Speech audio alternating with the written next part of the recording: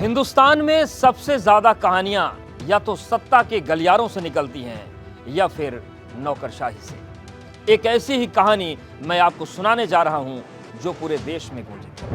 वो ऐसी कहानी है जिसने सिस्टम के कई परतों को उधेड़ कर रख दिया था। वो ऐसी कहानी थी जिसने नीति और नियंताओं की कार्यशैली को प्रतिबिंब को जनता के सामने जीवंत कर दिया था। ये ऐसी कहानी है जिसने केंद्र और राज्य के टकराव को इस कदर सामने लाया जो पहले कभी हुआ नहीं था।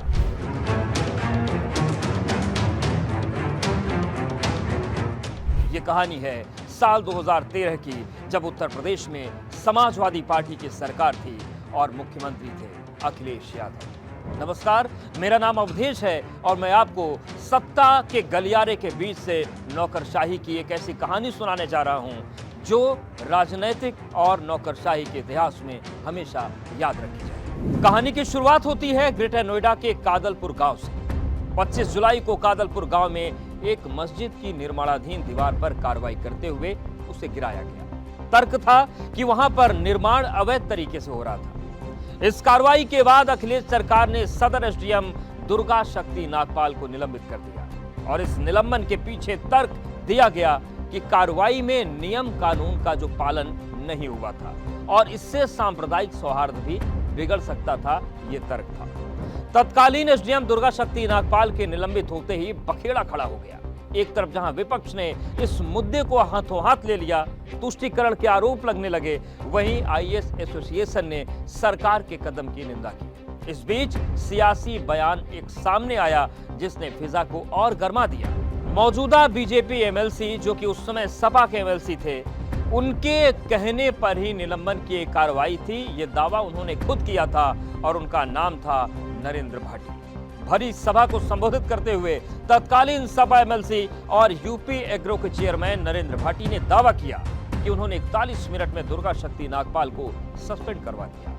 उस सभा में नरेंद्र भाटी ने बताया कि मैंने माननीय मुलायम जी से बात की, 10:30 बजे माननीय अखिलेश जी से बात की और सुबह 11:11 पर एसडीएम का सस्पेंशन ऑर्डर कलेक्टर के यहाँ रिसीव हो गया। ये है लोकतंत्र की ताकत। सिर्फ 41 मिनट में सस्पेंशन का ऑर्डर लखनऊ से निर्णय होकर यहाँ पर तामील हो गया। इन घटनाक्रमों के बीच ये मामला राष्ट्रीय सुर्खियों में छा चुका था। मॉनसून सत्र के दौरान प्रधानमंत्री मनमोहन सिंह ने कहा कि दुर्गा शक्ति नागपाल के मामले में नियमों का पालन किया जाना चाहिए। उन्होंने कहा कि केंद्र ने राज्य सरकार से पूरे मामले की जानकारी मांगी है, तो वहीं दूसरी तरफ सोनिया गांधी ने प्रधानमंत्री को पत्र लिखकर यह सुनिश्चित करने को कहा था कि दुर्गा शक्ति के साथ न्याय होना चाहिए। कानून को स्थापित करने में जुटे अफसरों के हितों की सुरक्षित करने की गारंटी होनी चाहिए। केंद्र सरकार ने उस वक्त अपना साफ संदेश दिया था कि अगर दुर्गा शक्ति नागपाल की तरफ से शिकायत आएगी तो फिर सरकार इस मामले में दखल देगी। केंद्र सरकार का यह रुख सामने आया तो बात और गर्म हो गई। केंद्र सरकार की इस प्रतिक्रिया पर समाजवादी पार्टी ने चेतावनी दे दी। समाजवादी पार्टी नेता रामगोपाल यादव ने केंद्र से कहा कि अगर केंद्र का यही रुख है तो उत्तर प्रदेश ये कहेगा कि हमें कोई आईएएस अफसर चाहिए ही नहीं। केंद्र अपने सारे अफसरों को बुला ले, हम अपने अफसरों से राज्य को चला लेंगे। लगातार उठते सवालों पर मुख्यमंत्री अखिलेश यादव ने भी अपनी राय रखी।